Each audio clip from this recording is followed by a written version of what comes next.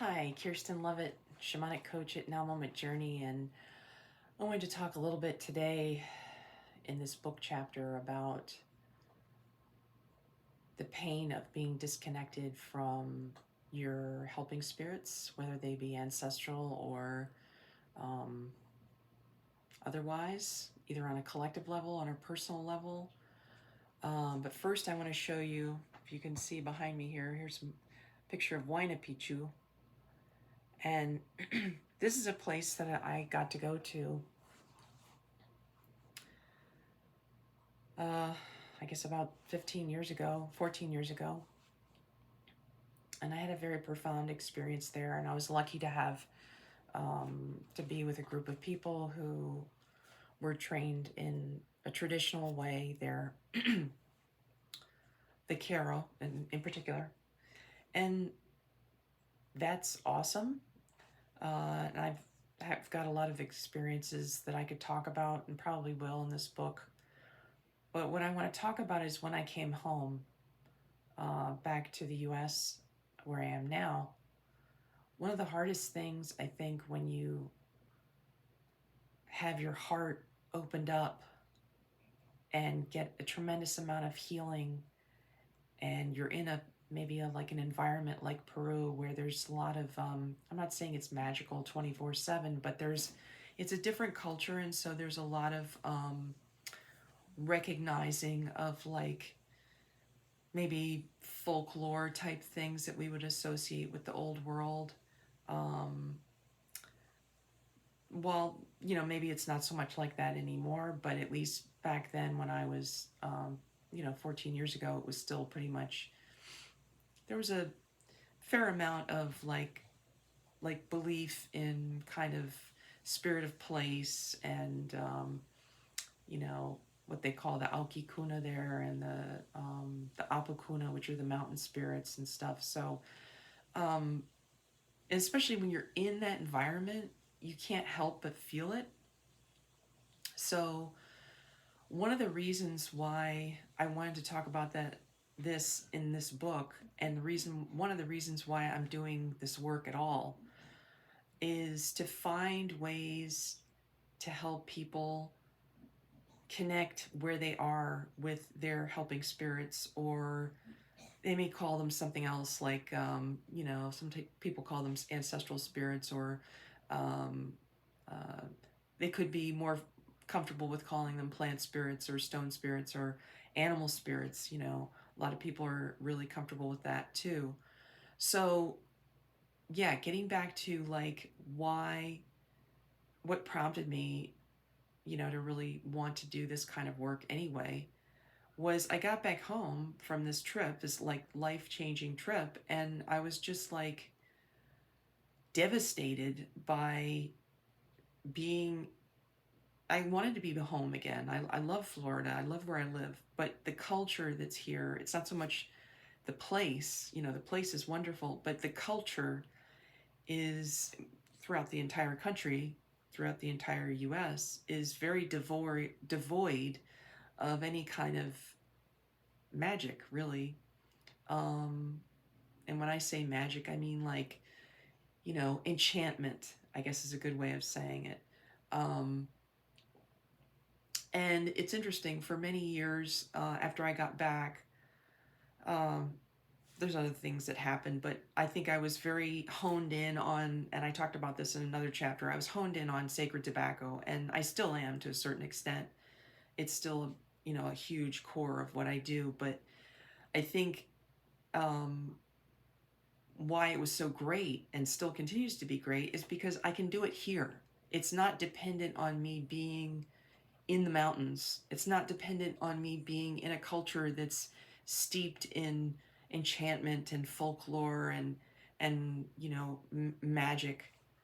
I can come back to where I live, and while it may be a huge challenge, because it's not like there's an overabundance in our culture here of like a network of like, you know uh, codified standard operating procedure manual things that we can do. You know what I mean? Like when you're in a culture that already has these things built in, even if there's resistance against it, even if there's like, you know, colonialism coming in and trying to take it away all the time, there's still an amount of structure that you can depend on. Well, that's not so with Eurocentric people. And I'm not playing the violin saying we have it worse than other marginalized people. I'm just saying that all people, no matter what their background, deserve to have a connection with Mother Earth, with their helping spirits, with the kind of enchantment of life, and the helping spirits that want you to live a good life. And I say this as I struggle with things every day that I have to, you know, kind of navigate through. And maybe it's because I struggle with things every day that I have to call on them a lot, in addition to my human friends who I treasure greatly. But the spirit family too is also necessary. I feel maybe it's the same reason why people who are, you know, I don't want to get into Christianity, but there is a certain part of Christianity that's very similar to what I'm talking about, which is the people who call on the saints and the angels, maybe, and that sort of thing. It's kind of very similar to that, in terms of maybe like your motives and maybe like why you're doing it. That's probably where the similarity ends. There might be one or two more similarities, but not much else, because I think the way that we relate to these beings, whether they're plant beings or spirit beings that come from maybe a culture, let's say, it's going to be different each time. You know, and it might even change over your lifetime, you know. So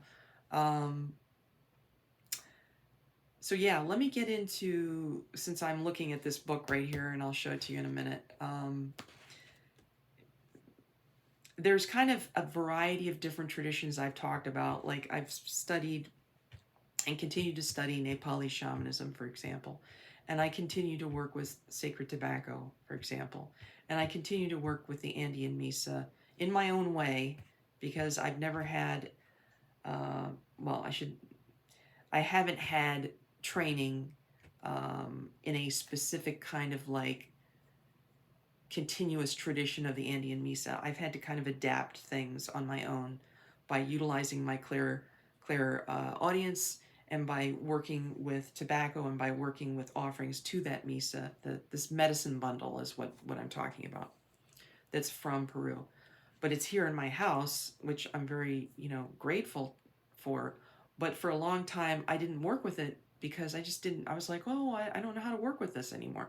And then I thought, this is stupid. I have this really wonderful, you know, medicine bundle here. Why can't I figure out a way to work with it here where I am? And that's how I feel about everything, you know, like, and I think that's true for you too, whoever's reading this book or whoever's listening to this video. I think it's good to follow the rules, but you've got to find a way to make it work for you, you know? So, for example, I'll move on to Nordic family people. When I say family, I mean spirit family. And I'll come back to this again. But for many, many years, probably like from like 2014 to like probably like 5 years to about 2018, 2019, something like that, I kind of was getting signals that I was supposed to like go in this direction, but I was really not very thrilled about it, because I was like, I don't want to deal with this, you know? I don't want to like, first off, I'm doing these other things, you know, I'm working with tobacco, I'm working with the weather spirits, I'm working with, I hadn't done Nepali stuff yet, so I wasn't doing that yet. But I was, you know, I was doing these other things. I was working on making offerings in my local neighborhood, and on like a daily basis. And I was like trying to kind of find my way through that. And I remember as far back as probably at least maybe 11 years from now, back 11 years, I was near, not far from where I am right now, there's a mound that's actually Native American. because we live on Native American land.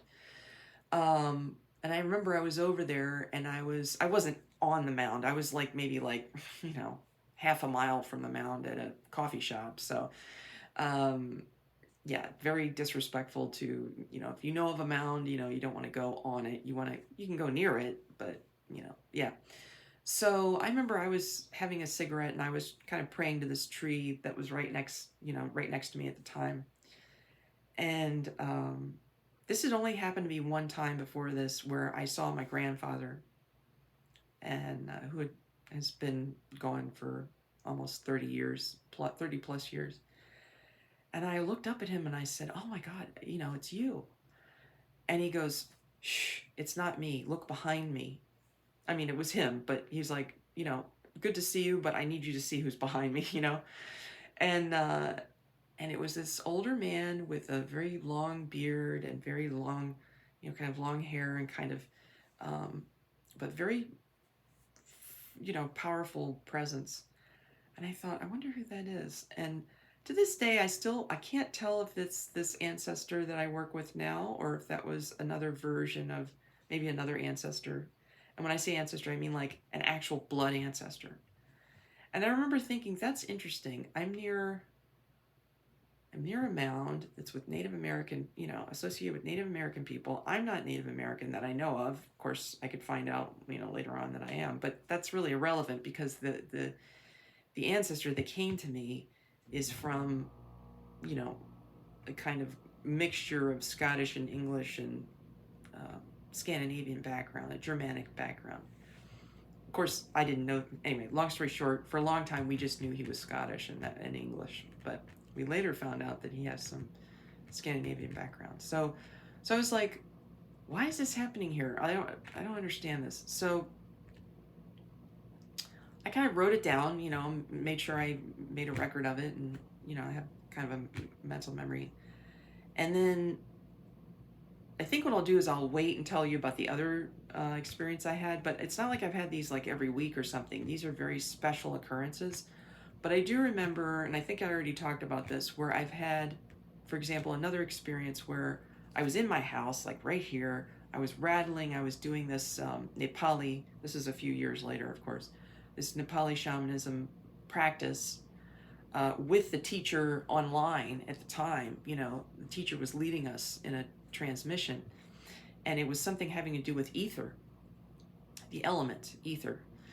And because that's one of the elements in their tradition. So, so I remember I was rattling, and all of a sudden, I heard this voice that sounded like Odin. And yeah, so I'll just say that was hugely profound. And like, I thought, well, that's interesting. I'm doing something Nepali.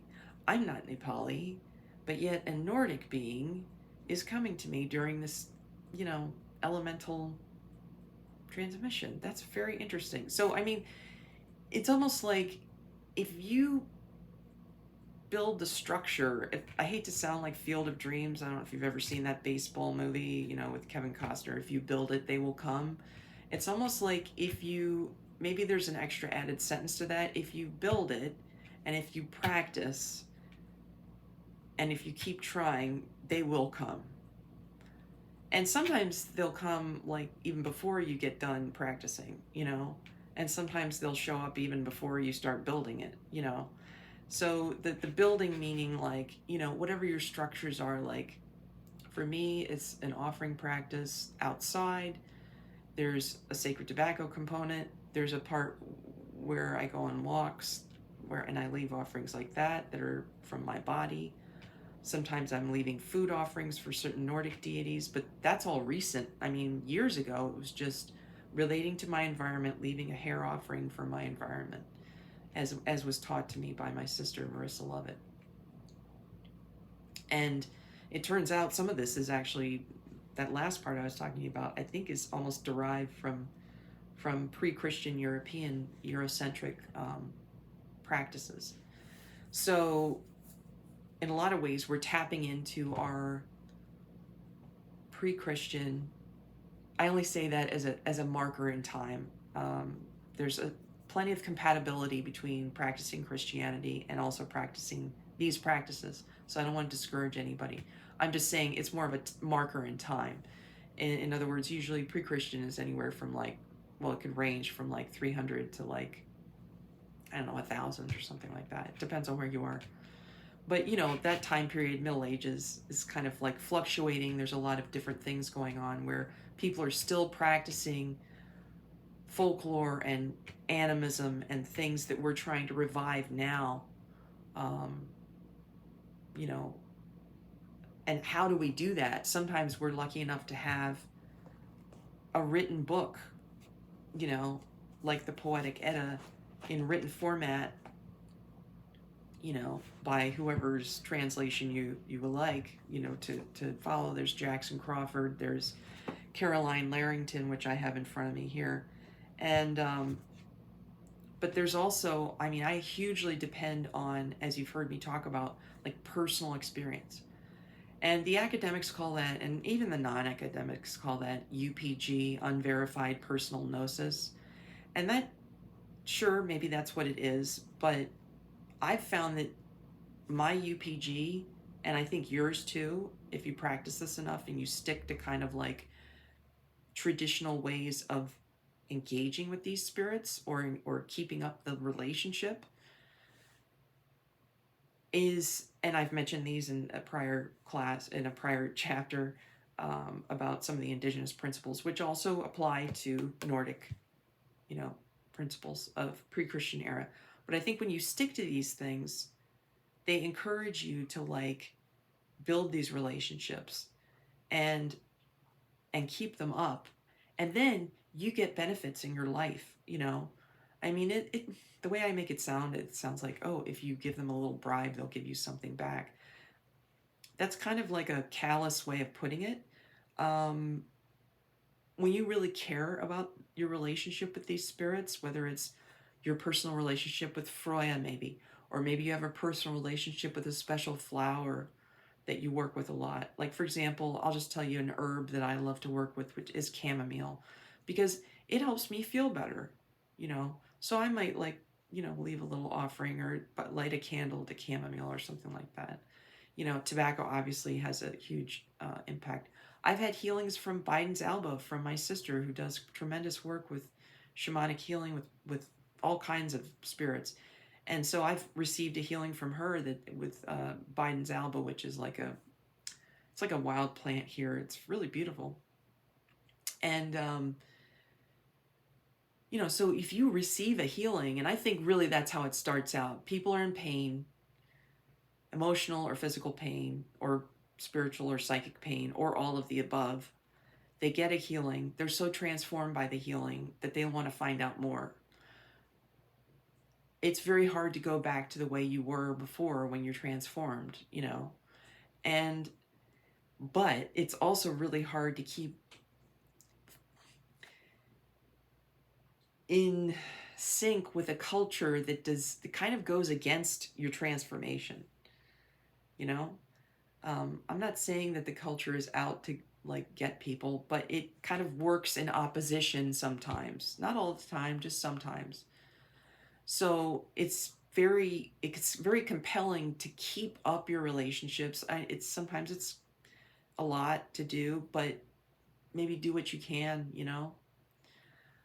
But if there are moments where you maybe want to get out of the relationship, I don't mean like permanently, I mean you want to take a break from it for like a day or two and pick up a book and kind of get into your head, do what I did, which is yesterday I picked up the Poetic Edda, and you got to understand that the spirits have been, especially the Nordic ones, they've been bugging me for like 4 years now. We really want you to look at the Poetic Edda in the wintertime. We want you to read it. We want you to look it over. And I'm like, every year for like 4 years now, I've been like, whatever, I'll do it next year. So see, you can have, you know, little fights with even spirits. And I was like, I finally got to this year and I was like, okay, I really need to do it this year. And so what I started doing is I started listening to these audio recordings of this historian who talks about, and her name is Maria Kvilhaug, if you're interested. And she's got a Patreon that I highly recommend. And I was listening to her recordings about the Poetic Edda, and I was like, okay, because I was listening to her, and because she's really good at like honing in on like shamanic and what she calls ecstatic or trance states and things like that. And these are all things that either if you're interested in healing, shamanic healing, or you're interested in like divination and you want to like build up a relationship with your spirits so that you can make offerings and receive information, and become more connected to that, which does involve doing actual physical practices, um, she's really good at like telling you like where you can find kind of information that will back this up or give you more information. And for example, I took this was after listening to a chapter of an audio chapter of hers, and I just like kind of, that thing called bibliomancy where you pick up a book and you just kind of see where your intuition takes you to like you flip your thumb and just see, well, okay, where is it going to land? Kind of like, shuffling the cards or whatever. And I landed on All Wise's sayings. Now, this wasn't a chapter that she was talking about, so it's not like it was the one that she was talking about. But what's interesting about it is All Wise's sayings, or Alvi Small, is, I'm not going to go into the whole thing, maybe another time, but basically it's like he goes through each of the different elements. And for example, I'm just going to read a little bit about it because this is something that is cross-cultural, and this is why I started trying to figure out ways to communicate and teach and guide people on how to find their own way of understanding how animal, plant, stone spirits, because they're cross-cultural. So for example, you hear earth. Earth it's called among men, and ground by the Asir. The Vanir call it ways. The giants evergreen, the elves the growing one. The powers above call it loam. Now that's just an example of like what different groups of Nordic pantheon call the earth, right? Sky, it's called among men, home of the planets by the gods, wind weaver, the Vanir call it. The giants call it the world above, the elves the lovely roof, the dwarfs the dripping hall. And I'm just going to skip to sun. Sun, it's called by men, and sunshine by the gods. For the dwarfs, it's Valin's deluder. Don't worry about what that is, because I'll have to come back to that later. The giants call it everglow. That's the sun. The elves, the lovely wheel. The sons of the Asir all shining. Clouds, they're called by men, and hope of showers by the gods. The Vanir call them wind floaters. Hope of dew, the giants call them. Power of storms, the elves. In hell, the concealing helmet.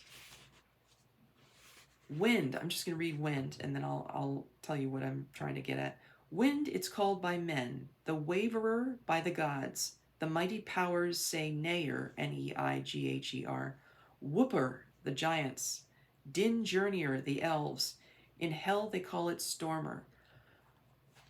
What I'm getting at is the elements are another example of cross-cultural things that are massively important to like every culture traditionally.